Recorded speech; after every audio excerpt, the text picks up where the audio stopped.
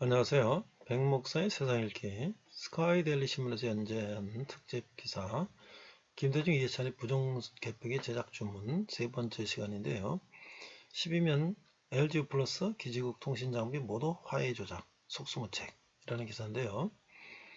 12면에 보니까 LG 플러스 기지국 통신장비 모두 화해 조작 속수무책 화해 장비 백도 통해서 가상 서버 충분히 만들 수 있어 선거 데이터 실시간 탈취 원하는 명령 입력 시근증 먹기 서버 보전 신청 소송 절차 선관에서 모두 서비스 교체 증거인멸 핸드소프트는 2017년 전자정부를 빛낸 50선에 선정돼 대한민국 전자정부의 성장을 이끈 공로를 인정받아 정부로부터 감사표를 받았다.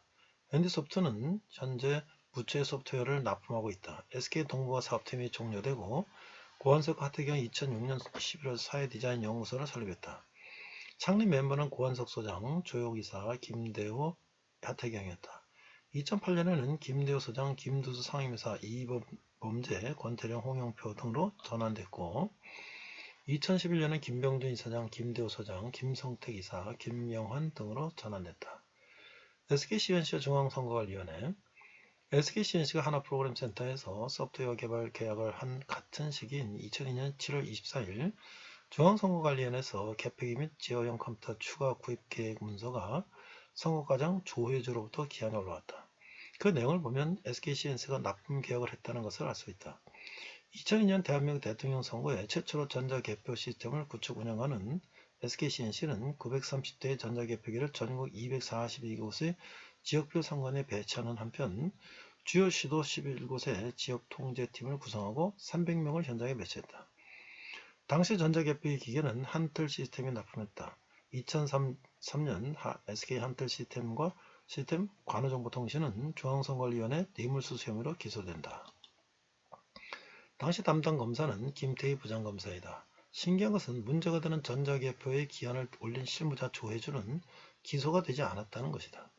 오히려 조혜주는 2003년 노무현 정부에서 전자개표를 도입한 성과로 홍조군조원장을 받기도 했다. 홍조군조원장은 공무원에게 뛰어난 성과나 업적에 대한 포상이다. 당시 기소된 관우정보통신은 중앙선거관리위원회 내분을 준 것뿐 아니라 농협관부에도 로비를 했었다는 것으로 밝혀졌다. 관우정보통신의 류재화 사장은 자신은 뇌물사건으로 감옥에 갔지만 김대중, 신건, 박지원, 이해찬의 주문을 받아서 부정 전자개표 시기를 만들었다고 양심선언을 했다. 하지만 이에 대한 어떤 조사는 이루어지지 않았고 관우정보통신은 2004년 폐업했다. SKCNC는 2003년 10월 17일 중앙선거관리의 납품과 관련한 금품 로비 혐의로 형사처벌을 받게 된다. 이후 형사처벌받은 업체는 다시 정부의 같은 사업에 참여할 수 없으므로 SKCNC가 납품하지 않고 한틀 시스템과 같은 기업이 직접 중앙선거관리원에 납품하게 된다. 같은 시기 콩고에서도 SKCNC와 미르 시스템이 납품한 전자개표기로 선거 부정이 일어나 콩고 정부에서 한국 정부에 항의하기도 했다. 최근에 선거 시스템은 한국전자투표 주식회사가 해외에 수출하고 있다. 자, 김대중 정부 남북통신망 사업 이상철. 참고로 2002년 김대중 정부는 북한 사업으로 남북통신망을 다시 연결시키는 사업을 했다. 당시 이상철 정보통신부 장관은 남한의 CDMA 기술을 북한에 제공할 수 있도록 하겠다며 통신관로공사를 진행했다. 김대중 정부 마지막 정보통신부 장관을 지낸 이상철은 2010년 LG플러스 부회장으로 영입됐다. 이상철이 LG플러스 부회장으로 취임하고 다음에 다산그룹의 다산네트워크스는 LG플러스의 4G LTE 장비 공급업체가 된다. 그 이상철은 2013년 LG플러스 화해 LTE 통신 장비 도입을 강행했다. 당시 정부는 보안과 미국과의 통상 마찰을 우려했고 국산 장비 업체들은 고사할 수 있다며 화해를 반대했다. 같은 해 이상철은 다산 경영상 전문 경영인상을 받았다. 이 상은 핸디소프트를 소유하고 있는 다산그룹의 재단에서 수여하는 상이다. 2017년 4월 이상철은 화해의 총괄금은 칩 어드바이저 화웨이로 들어갔다. LG에서 연봉 31억을 받았는데 화해에서 더 많은 연봉을 주는 조건이었다. LG플러스는 중앙선거관리원의 외부 통신망 공식 공급업체다. LG플러스는 중국 화해 통신 장비를 사용한다는 이유로 트럼프 정부 당시 사업 제한 경고를 받기도 했다. 자, 소결론입니다. 다산그룹이 하나프로그램 센터를 거래할 당시 김대중 정부에서 노무현 정부로 바뀌며 민정수석은 문재인이었다. 다산그룹이 전라도의 새만금 개발을 위해 설립한 주 새만금 관광개발은 민주당 이상직의 가족회사나 다름없는데 그 지분 5%를 다산그룹이 현재도 가지고 있다. 그리고 이상직 전 의원은 자신의 이스타항공에 문재인 딸 문대의 남편을 취업시켜준다. 코스닥 기업이던 핸디소프트를 기업 사냥꾼 이상필에 의해 다산그룹에 소유하게 된다.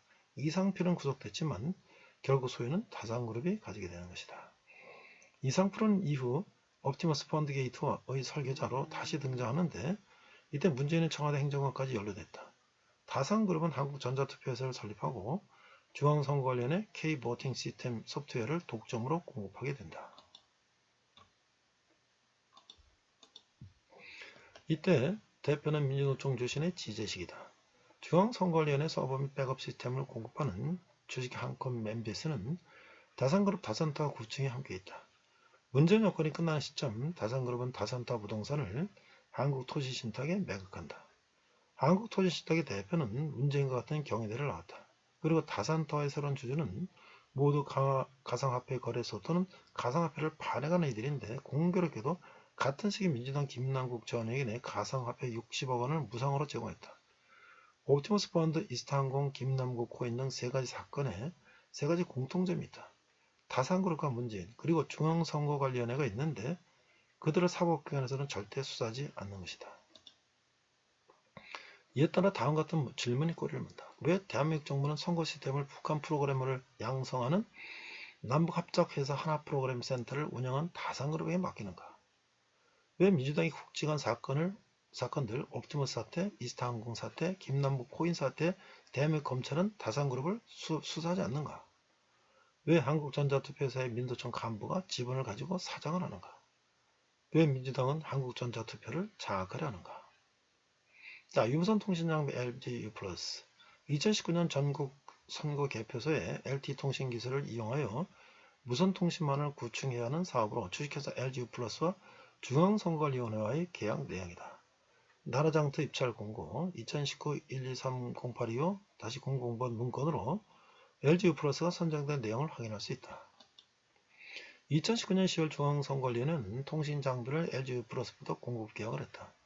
LGU+가 납품한 장비는 KSX 324 표준에 따라 납품된 것으로 문제가 되지 않는다고 선관위는 주장하였다. 선관위가 사용하는 유무선 통신망은 폐쇄 통신망을 사용하게 되어 있다. 하지만 폐쇄 통신망이라 하더라도 이동통신사의 기지국을 사용하게 된다.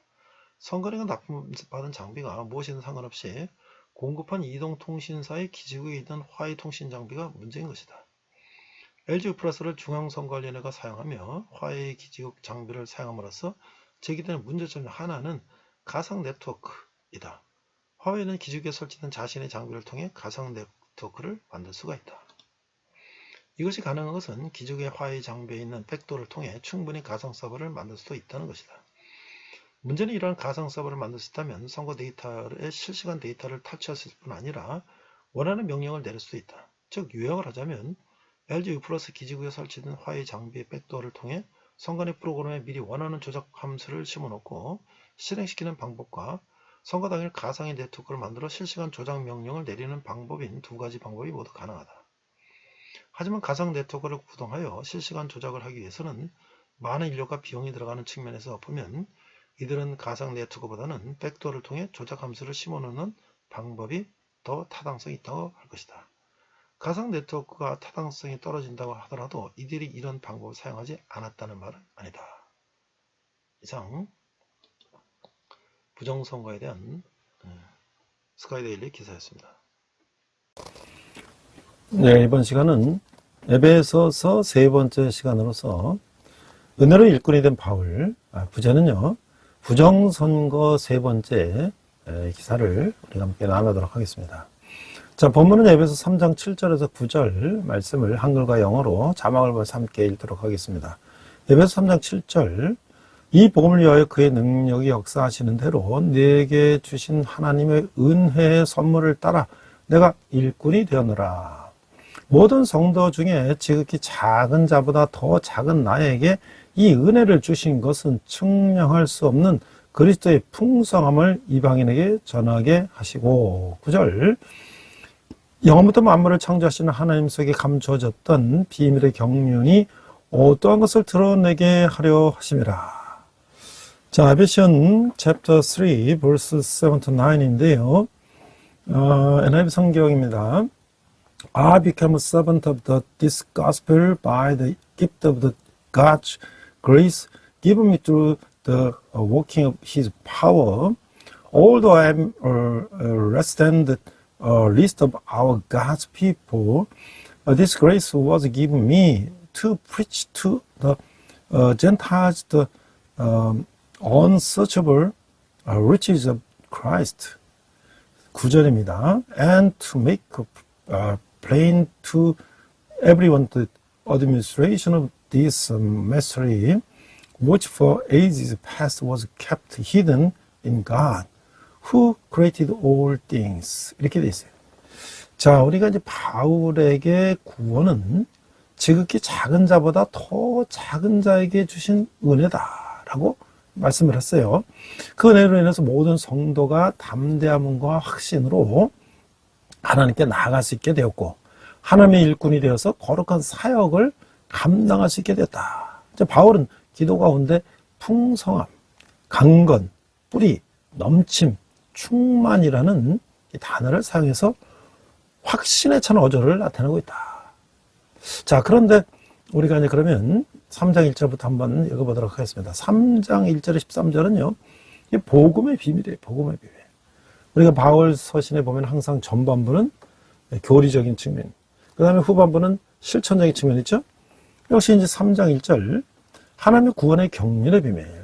1절, 이러므로 그리스도 예수의 일로 너희 이방인을 위하여 갇힌 자 된 나 바울이 말하거니와. 자, 이 교회 안에서의 유대인과 이방인 신자들의 연합을 논한 후에 우리가 2장 11절에 22절에 그런 말씀 나눴죠. 바울은 이 믿는 자들을 위해서 기도하라고 했어요. 그리고 그러나 그런 문장이 가운데서 3장 1절의 끝에 이를 중단하고 그리스도의 비밀이라는 주제로 이제 나가는 거예요. 자, 그는 이 비밀과 이것을 나눠주는 자기의 임무에 대해서 설명하고 있는데요. 그런 다음 그는 14절과 함께 시작되는 기도로 또 넘어가는 거예요. 자, 이 비밀을 공유하는 것은 친밀한 관계가 있음을 보여주는 하나의 증거라고 할 수가 있는데요. 하나님께서는 자녀인 우리에게 복음의 비밀을 알려주셨어요. 그 복음의 비밀은 무엇이며 왜 우리에게 이 비밀을 알려주셨을까? 이 본문에서 바울은 이 질문의 답을 이렇게 풀고 있어요. 자, 복음의 비밀 3장 2절에서 6절. 자, 너희를 위하여 내게 주신 하나님의 그 은혜의 경륜을 너희가 들었을 터이라. 곧 계시로 내가 비밀을 알게 하신 것은 내가 먼저 간단히 기록함과 같으니 그것을 읽으면 내가 그리스도의 비밀을 깨달은 것을 너희가 알 수 있으리라. 이제 그의 거룩한 사도들과 선자들에게 성령으로 나타내신 것 같이 다른 세대에서는 사람의 아들들에게 알리지 아니하셨으니. 6절, 이는 이방인들이 복음으로 말미암아 그리스도 예수 안에서 함께 상속자가 되고 함께 지체가 되고 함께 약속에 참여하는 자가 됩니다. 자, 하나님은 바울에게 복음의 비밀을 알려주셨죠. 이 비밀은 전에 밝혀지지 않았거나 알려지지 않았던 내용을 뜻하는 거예요. 자, 복음의 비밀은 유대인과 이방인의 구별이 없어지고 복음 안에서 믿음으로 구원을 받게 하시는 하나님의 계획이라고 하는 거죠. 자, 복음은 구원의 소식인 동시에 차별 없이 주어지는 은혜의 소식이다 라고 할 수가 있는데요. 따라서 원래 구원받을 수 없던 자의 기쁨은 배나 더하는 거예요. 은혜로우신 하나님은 구원을 받을 수 없는 이방인들에게도 구원의 문을 활짝 열어주셨어요. 이방인들도 그리스도 예수 안에서 함께 구원받은 하나님의 백성이 되고 자녀가 되는 동시에 언약에도 동참하게 된다는 거예요. 이방인들의 구원은 하나님의 은혜의 경륜이자 우리의 운명을 바꾼 기쁨의 소식이라고 하는 거예요. 이 당시에 이 유대인들은 얼마나 이런 말에 아주 실망을 했을까요? 자기들이 선택받은 민족인데 이방인도 자녀가 될 수 있다. 자, 반면에 이방인들은 얼마나 이게 기쁜 소식이겠어요. 자기들은 하나님의 선택해서 박사님 아님에도 불구하고 하나님이 자기들을 자녀로 삼아주신다는 게 이게 얼마나 귀한 이 복음인가 말이죠.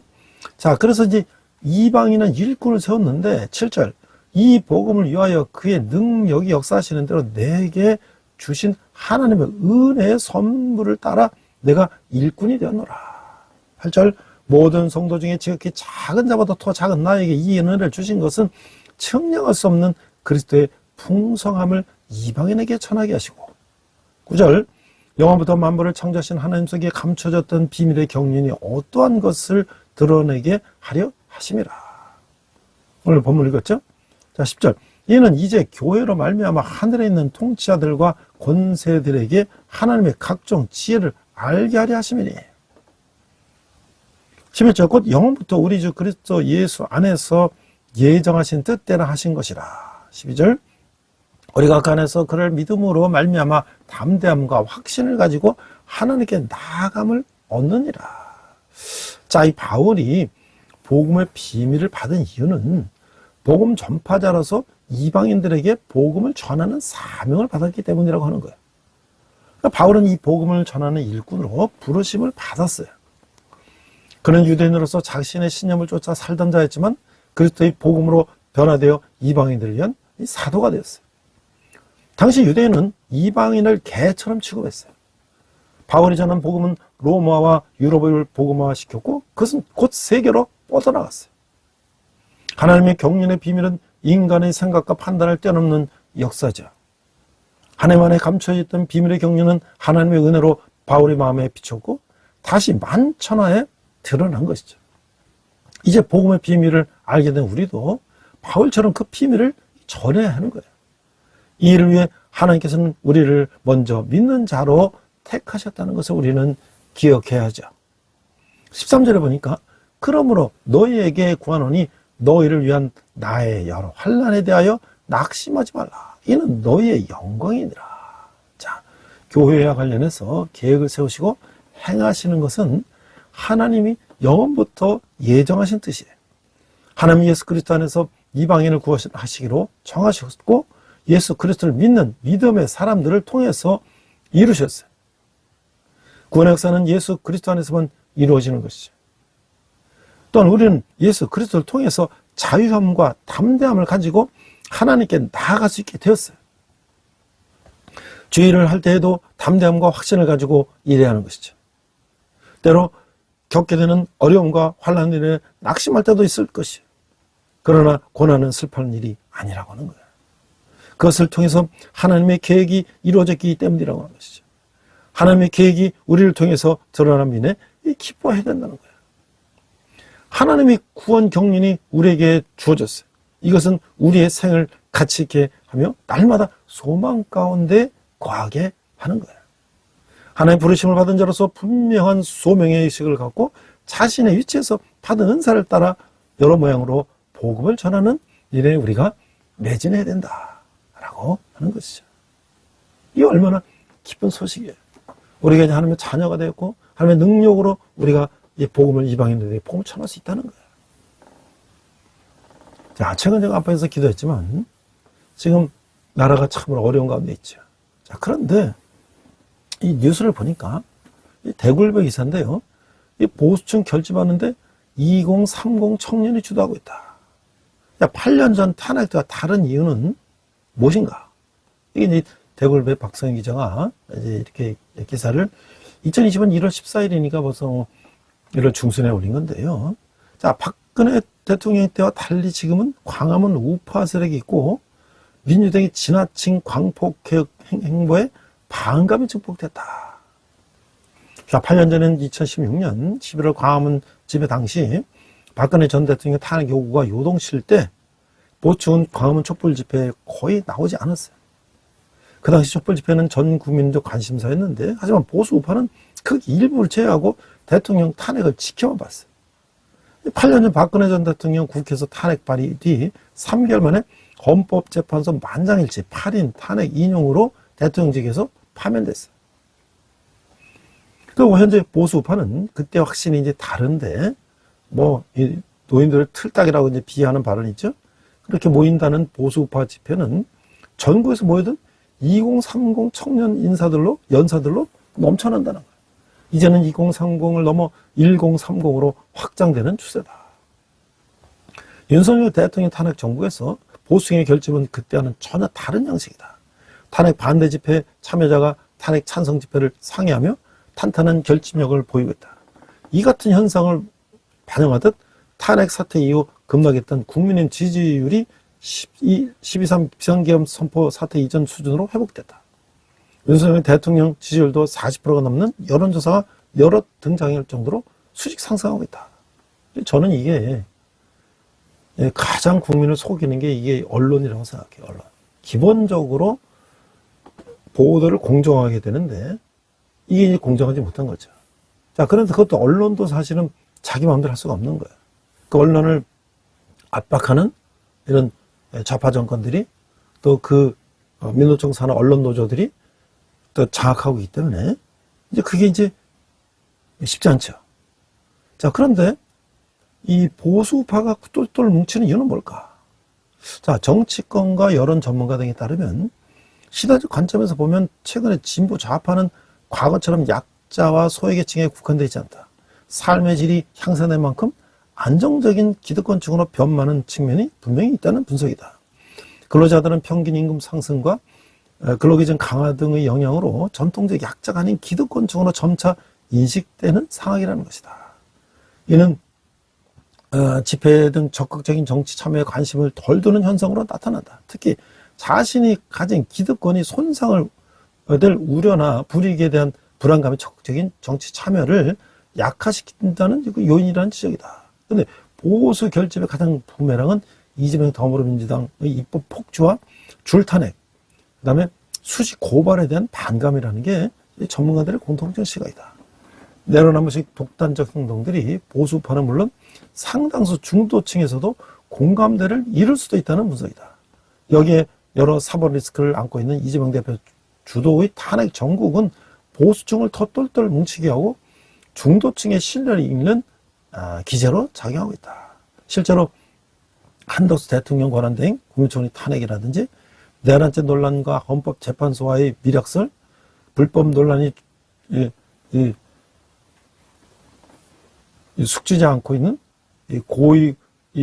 수거지지 않는 고위공직자 범죄수사처의 윤 대통령 체포 영장 집행, 국민 사생활 영역인 카카오톡 검열 논란, 그 내로남불식 여론조사 업체 고발 논란, 또 가수 나훈아에 대한 비난 등이 잇따라 쏟아지면서 보수층 결집 원심력을 더욱 키우고 있는 양상이다.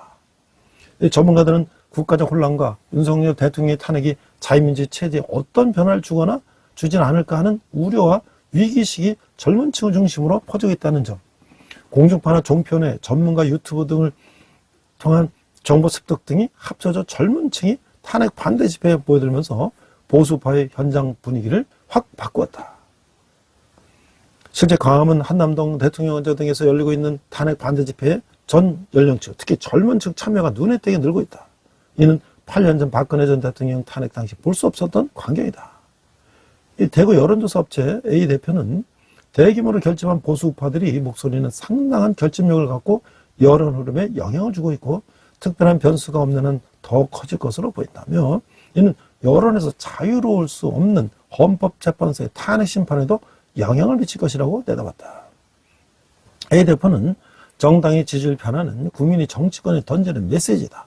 국민의 지지율 회복세는 보수층 결집을 넘는 의미를 담고 있다며 대한민국의 국민 정서가 그만큼 성숙한 데다 민주당의 행보가 정권 교체를 위한 폭주로 인식하는 국민이 늘고 있는 게 보수층의 진정한 결집 요인이다라고 덧붙였다. 저는 이게 앞에서 언론의 문제를 얘기했지만 이게 이제 그런 언론이 공정 보도를 안 하니까 이 유튜브를 통한 이제 이런 이제 정확한 정보를 국민들이 듣게 되는 거죠. 과거에 박근혜 대통령 때 무슨 안민석 의원이 박근혜 최순실이 300조를 어디 스위스는 감춰놨다고 그런 유언배를 퍼뜨렸는데 그때 방송에 나오는 걸 그대로 믿었어요. JTBC 맨날 방송하는 그런 얘기들, 태블릿 PC 이런 걸 그냥 그런가 보다 했어요. 근데 이게 다 거짓말로 드러났고 지금 안민석 의원은 지난해 공천도 못 받고 지금 징역 1년 선고받지 않았습니까? 그러니까 이런 거짓말을 하고도 지금 아무도 그거에 대해서 반성하는 사람도 없고 사과하는 사람도 없어요. 그냥 질러보는 거죠. 그래서 국민도 거기다 속았다는 거죠. 자, 이게 참 우리가 이런 세상에 살고 있는 거예요. 자, 우리가 이제 그 헬무트 틸리케라고 하는 그 삶이 불안해서 벗어나기. 자, 이 현실과 믿음 사이. 자, 이런 자를 보니까요. 이 세상에서는 말 그대로 어떤 일이든 벌어질 수 있다. 백만장자가 될 수도, 쫄쫄 굶을 수도 있다. 모래에 벽돌이 떨어져 당장 죽을 수도 있고, 또 삶에 질력 나도록 장수할 수도 있다. 이전 세대는 죽는 것을 두려웠지만 현대는 사는 것을 두려웠다. 삶의 불안이라는 영상에 우리에게 벌어질 수 있는 수많은 일을 머릿속 화면에 생생히 보며 보여줄 때 우리는 잃지도 않는 것 때문에 늘 비탄하지 않겠다. 자, 문제는 위험한 사건 자체가 아니라 우리 마음이다. 그러나 이 세상의 구원을 위해서 박동하는 심장이 내 안에 있다면 불필요한 염려와 불안을 일거에 사라질 것이다.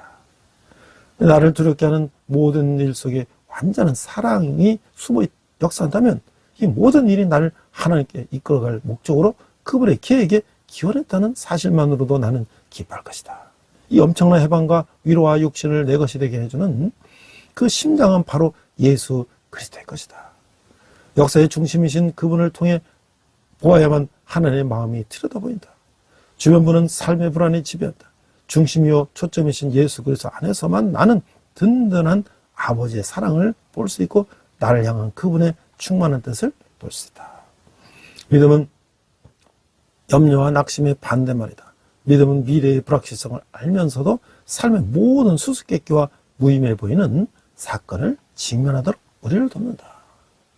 지금 우리가 이제 얼마나 이 어려운 상황에 처했습니까? 그럼 우리가 과거를 보면 6.25 전쟁은 이보다 더한 어려움이었고요.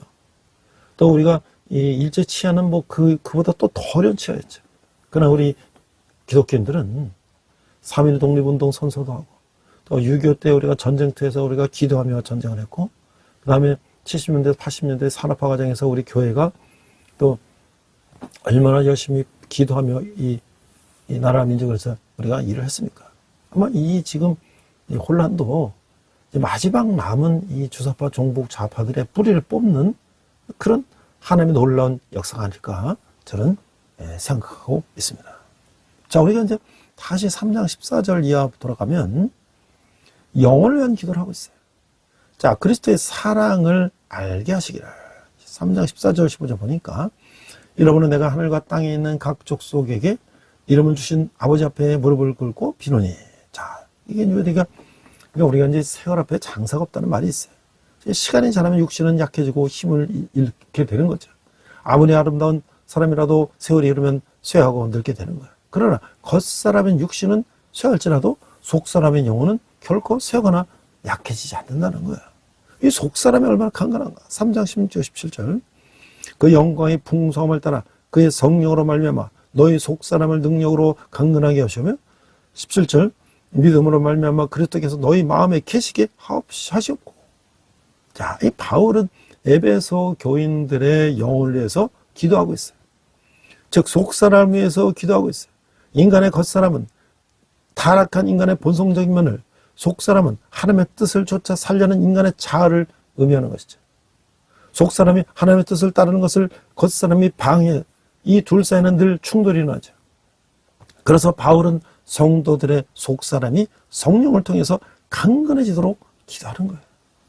이 사람은 교양과 인격 수양으로 강건해지지 않아요. 오직 하나님의 능력을 통해서만 강건해질 수가 있어요. 많은 신앙의 선배들이 속사람의 강건함을 위해서 노력했어요. 우리도 속사람을 위해서 기도해야 될 것이죠. 우리의 속사람의 강건해질 때까지 하나님이 주신 사명을 감당할 수 있고 우리의 명광을 드러낼 수가 있는 거예요. 자, 그래서 이제 그리스도의 사랑을 3장 17절 하반절과 19절까지 나누고 있는데요. 10절 하반절 너희가 사랑 가운데 뿌리가 박히고 터가 굳어져서 18절 능히 모든 성도와 함께 지식에 넘치는 그리스도의 사랑을 알고 그 너비와 길이와 높이와 깊이가 어떠함을 깨달아 하나님 모두 충만하신 것으로 너에게 충분하게 하시기를 권하라. 자, 바울은 이 성도들이 마음과 지식에 넘치는 그리스도의 사랑을 알 뿐 아니라 더욱 충만해지기를 위해서 기도하고 있어요.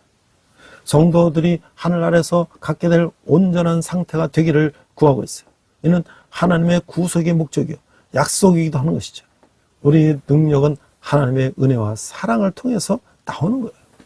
따라서 그리스도의 사랑의 뿌리를 내려 사랑의 양분을 충분히 섭취할 때 건강한 그리스도인이 될 수가 있다는 거예요. 반대로 헛된 것에 뿌리를 내리면 결국 시들어버리고 마는 것이죠. 욕망의 뿌리 내린 이 신앙이나 율법주의에 뿌리 내린 신앙은 결코 건강하게 자랄 수가 없는 거예요.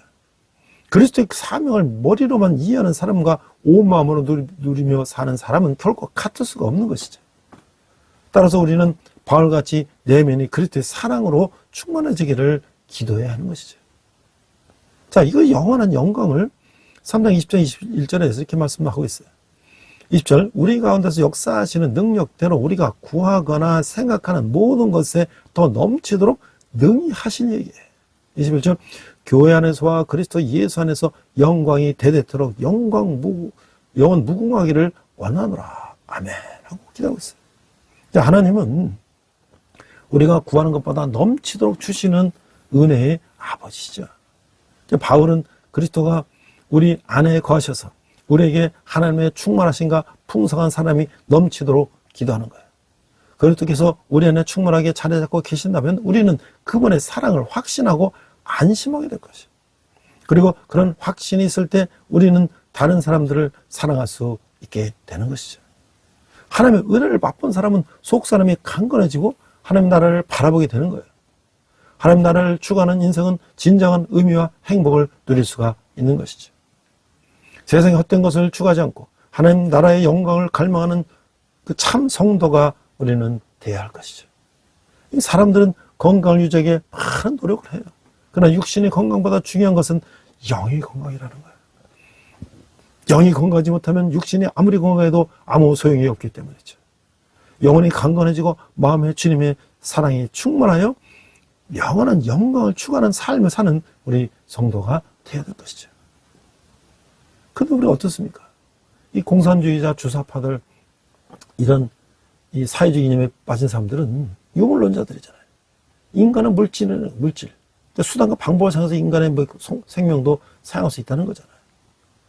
그러니까 수단과 방법을 가리지 않고 이 권력을 잡기 위해서 인간을 도구로 삼는 것이 그들 아니에요?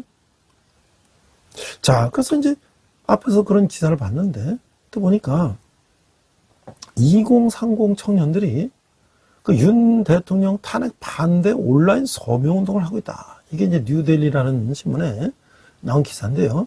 이게 1월 25일자 기사예요. 자, 탄핵을 반대하는 청년 모임, 온라인 서명운동죠. 그래서 그 2월까지 청년이 1만 명 서명을 모아서 헌재에 제출한다는 거예요. 자, 최근 2030 청년들을 대상으로 윤석열 대통령 탄핵 반대를 위한 온라인 서명운동을 시작한 이들이 있다. 바로 탄핵을 반대하는 청년 모임, 탄대청이라고 하는데, 공대공 대표는 정우진, 권혜영인데, 탄대청은 다음 달까지 그러니까 이번 달이죠. 2월 달까지 1만 명의 서명을 모아 헌법재판소에 제출할 계획이다. 자, 30대 초반 직장인인 정우진 대표는 지난 11일 서울 용산구 한남동 대통령 관저 인근에서 도널드 트럼프 당시 미국 대통령 당선인과 외신을 향해서 탄핵의 부당성에 대해서 영어로 연설해서 화제를 모은 인물이다. 자, 데일리는 20일 현재 미국 중앙 출장 중인 정공동 대표와의 전화 인터뷰를 통해서 계엄 탄핵 정국에 대한 탄대청의 의견과 향후 계획에 대해서 들어봤다. 다음은 정 대표의 일문일답인데요. 자, 탄대청은 어떤 단체인가? 그랬더니 연세대 총학생회가 학교 공식 입장이 탄핵 찬성이라고 발표라고 하자 연세대 권희영 학생이 그 절차와 진행에 대해서 공개적으로 이의를 제기했어요. 그래서 권희영 학생의 공개 발언이 온라인으로 확산하면서 많은 학생이 자발적으로 모이기 시작해서 대학생 위주로 모임이 활성화되게 됐습니다. 그러니까 마침 나는 자유민주적인 가치와 이념을 바로 세워서 보수 재건하지 않으면 안 된다는 문제의식을 느끼고 직장인 모임을 운영하고 있었는데 이 사실을 알게 된 권혜영 학생이 나에게 연락해서 도움을 청했어요. 이후 권혜영 학생과 내가 공동대표로 추대됐고 직장인 청년들이 더 참여하면서 탄대청이라는 조직이 탄생했습니다. 자, 단체 채팅방을 통해서 계속 공지를 수렴하고 하는 인원은 딱 140명이고 인스타그램 팔로워는 1800여 명인데요. 단체적 활동의 핵심은 독립적인 개인들이 자발적으로 모여서 평화적이고 비폭력적으로 대통령께서 강조한 비폭력적인 질서 있는 저항을 하고 이러한 활동을 셔츠나 릴스 형식으로 제작해서 널리 확산하는 것입니다. 자, 두 번째 질문이에요. 서명운동은 언제부터 시작했고 서명위원은 몇 명 정도 됐습니까? 했더니 서명은 지난 10일부터 받았고 20일 현재 750명 정도가 서명했어요.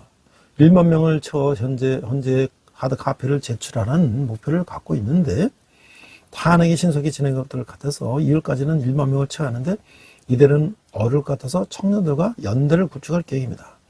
언론 홍보도 절실한데 대부분의 언론사에서는 데스크가 다 잘라서 보도가 안 됩니다.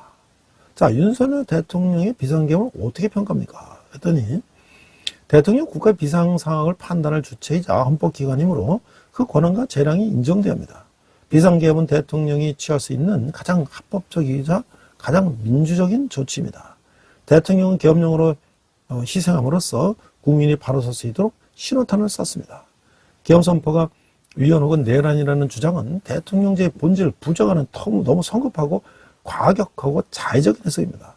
대통령이 계엄을 선언하는 원인과 배경은 존중돼야 합니다. 자, 또 질문을 했어요. 더불어민주당을 비롯한 야권은 계엄 선포의 절차적 정당성에 대해 꼼꼼히 문제를 제기하고 있다. 자, 이 내로남불이다. 정작 이들이 탄핵을 추진하는 과정은 절차적 정당성을 갖추지 못했다. 불구속 수사와 불구속 기소 원칙도 지켜지지 않았다. 국회는 일사부재의 원칙도 어겼다. 탄핵 소추안에 내란죄도 뺐다. 자신들에 대해서는 엄밀하게 안 하면서 왜 국무회의에 따로 통보하지 않았느냐, 왜 계엄 해제를 바로 하지 않았느냐는 식으로 몰아간다. 일국의 대통령을 체포하고 위법적인 영장을 발부했는데도 이를 용인하는 보도가 계속 나오는 데 대해서도 회의를 느낀다. 왜 대통령에게만 그렇게 문제 제기를 가혹하게 하는가? 대통령은 헌법기관인데 야권은 묻지도 따지도 않고 막간파식으로 탄핵을 밀어붙이고 있다. 아무리 윤 대통령이 싫어도 이렇게 할 수는 없다. 문명국가에서 볼 수 없는 너무 야만적인 행태다. 또 이런 질문을 했어요. 대통령이 비상계엄을 선언할 배경에는 중국 공산당의 회색지대 전술도 있다. 대답을 했는데요.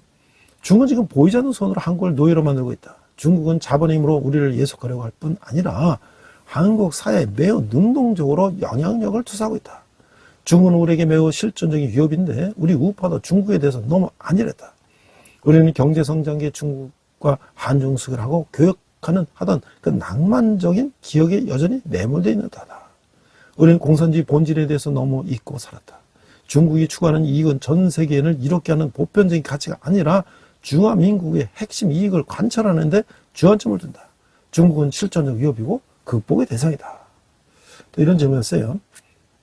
한남동 대통령 관저 앞에서 약 1만 명의 시민이 대통령의 체포를 막겠다며 밤새 노숙을 했지만 막지 못했다. 그 원인이 무엇이라고 보는가? 자, 1차적으로 국민의 의원들에게 모든 책임을 돌리고 싶다. 국민은 소속인 108명의 국회의원은 불체포 특권을 갖고 있다. 이들이 일치 단결해서 관저 앞을 막는다면 그것만으로 정책의 메시지를 줄 수가 있다. 그런 환경이 조성된데도 국민의힘 의원 33명만이 관저 앞에 나왔다. 국민의원은 지금 대체 무엇이 중요하다고 생각하고 있는지 모르겠다. 대통령 지지율이 40% 정도가 되니 그제야 목소리를 내는 모습을 보고 실망했다. 국민의힘 정치인들이 나서지 않는 상황에서 의협심이 넘치는 시민들이 차별적으로 나섰지만 조직이 없다 보니 체포를 막기엔 미흡했던 것 같다. 국민의힘 의원 108명이 관저 앞에서 스크럼을 짰으면 과연 경찰과 공수처에 뚫렸겠는가? 국민의힘에는 위기관리를 해본 적이 없는 분들이 많다. 정의연 트라에서 일하던 판검사 출신들이 많다 보니 위기 상황에도 샌님처럼 대처하는 것이다. 자, 또 질문인데요. 국민의힘은 웰빙 정당으로 불린다. 우파 국민 중에는 국민의힘 개혁을 이미 포기했다는 이들이 많다. 청년 정치인으로서 창당할 생각이 있는가? 자, 이게 대답이 있겠어요. 국민의힘 개혁이 필요하다. 국민의힘 지도부는 이전 총선에서 갑자기 나타난 낙하산 인사들, 좌파 인사들에게 공천을 줬다. 제대로 된 자유민주 우파 이념을 장착하고 문제 해결을 위한 위에 지역에서 발로 뛰는 사람들이 공천을 받아야 한다. 국민의힘이 제대로 각성하는데 대통령 지지율이 잘 나오니 울며 겨자 먹기로 나선 듯하다. 자, 이제 그 존경하는 정치는 누군가 했더니 이승만 대통령을 가장 존경한다. 그간 이승만 대통령의 삶과 사상은 내가 지평을 확장하고 자유통일에 대한 비전을 수립할 수 있게끔 매우 큰 작용을 했다. 조국 사태로 한 대 얻어맞고 이승만 대통령을 공부하면서 여기에 답이 있었다는 생각을 했다. 책장 및 켜켜이 쌓인 먼지를 털고 보물을 발견한 것 같은 느낌이었다. 이승만 대통령은 강렬한 민주주의에 부딪혀 실패할 수 없었다. 이승만 대통령은 정말 모든 것을 걸고 싸웠지만 큰 굉음을 내면서 결국 무너졌다. 그 민주주의가 또다시 윤 대통령에게도 적용되고 있다. 우파 정권은 북한발 민족주의에 매우 취약하다. 자, 이게 이 젊은이들이 지금 이렇게 외치고 있는 거예요. 자, 우리가 이제 과거에 독재 정권을 타도하자고 대학생들이 민주화운동을 했는데 그들이 정말 순수한 민주화운동을 했는가? 그들이 독재 타도하면서 방법으로 취한 것이 주체사상이잖아요. 그러니까 이게 바로 잘못된 거죠. 자, 지금 그리고 수십 년이 지난 지금 독재가 어디 있습니까? 근데 그들은 젊었을 때 배웠던 주체사상에 의거해서 지금도 이 보수는 태어나서 안 될, 또 대한민국 태어나서 안 될 그런 정부라고 하고 북한이 정통사 가지고 정부라고 사는 이 시대착오적인 정말 이 좌경화된 그런 사상을 가지고 지금 국내 정치를 하고 있는 거잖아요. 그래서 젊은 사람들이 이번 기회를 통해서 깨어났다는 것이 이 사태는 혼란하지만 결국 우리가 여름에 그 태풍이 불고 홍수가 나 그러면 굉장히 위험하지만 그래서 그 밑에 쌓였던 이 찌꺼기들이 다 씻어나가는 거잖아요. 어차피 이런 상황을 통해서 우리가 다시 한번 깨끗이 청소하는 그런 시대가 돼야 되겠다 생각합니다. 마지막으로 제가 비전의 초점이라는 자료를 보니까요. 자신이 갖고 있는 비전의 초점을 정확히 맞추기 위해서는 돌아볼 것들이 있는데 먼저 자기 자신을 바르게 볼 필요가 있다는 거예요. 자신을 정확히 볼 수 있는 방법이 무엇이죠? 기도와 묵상의 시간을 통해서 가능한 거예요. 이 나의 생태 속 비전의 초점에 끊임없이 발생하는 문제는 무엇인가? 그 문제들의 성질은 어떤 것이며 어떠한 상황에서 일어나는가? 만약 문제의 본질상 동일하고 언제나 똑같은 형태의 상황에서 발생한다면 그 문제의 원인은 해결되는 것이 아니라는 거예요. 몇 가지 질문을 스스로에게 던져보는데 나는 어떤 상황에서 강하게 나의 감정을 펼쳐지는가? 나는 하나님을 아는 지식이 조명 아래 살고 있는가? 나를 미치지 못하는 부분이 있다면 그 일을 나는 밝히도록 노력했다는 거예요. 두 번째는 내적 욕구를 볼 필요가 있는데 만약 내가 되고 싶고 하고 싶은 것들을 할 수 있다면 나는 무엇이 되고 무엇을 하고 싶은가? 나의 삶에 진정한 기쁨을 주는 것은 무엇인가? 이 질문에 대답할 수 있다면 그 정말 내적 욕구를 아는 사람이 되는 것이죠. 내적 욕구를 바로 할 때 잠재력을 발휘할 수 있는 거예요. 마지막 셋째는 차원을 알파고로 볼 수가 있어요.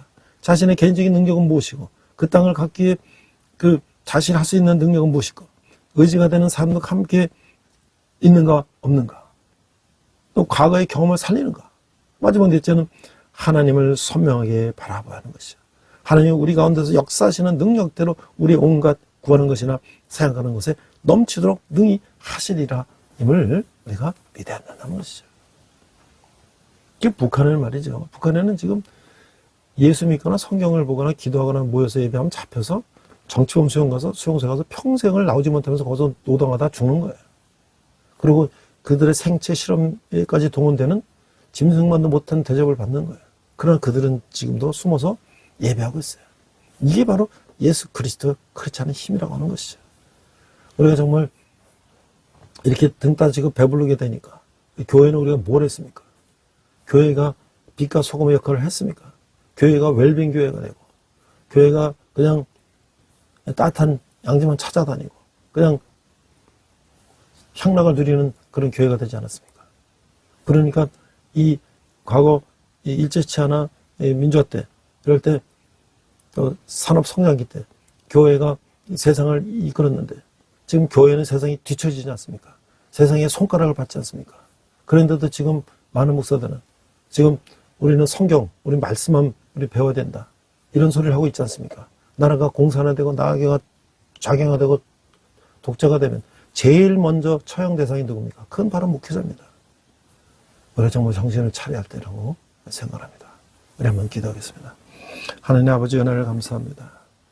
참으로 우리가 이방인의 복음을 전하는 자로 우리가 주님의 자녀로 선택받았는데 우리가 정말 이것이 무엇인지 오늘 이 세상 가운데 우리가 어떠한 이 상황을 대해야 될지 우리 크리스찬이 어떤 행동을 해야 될지 어떤 생각을 하고 나가야 될지를 우리가 생각하며 하나님 앞에 기도하며 담대히 나갈 수 있는 저희들 되게 하여 주시옵소서.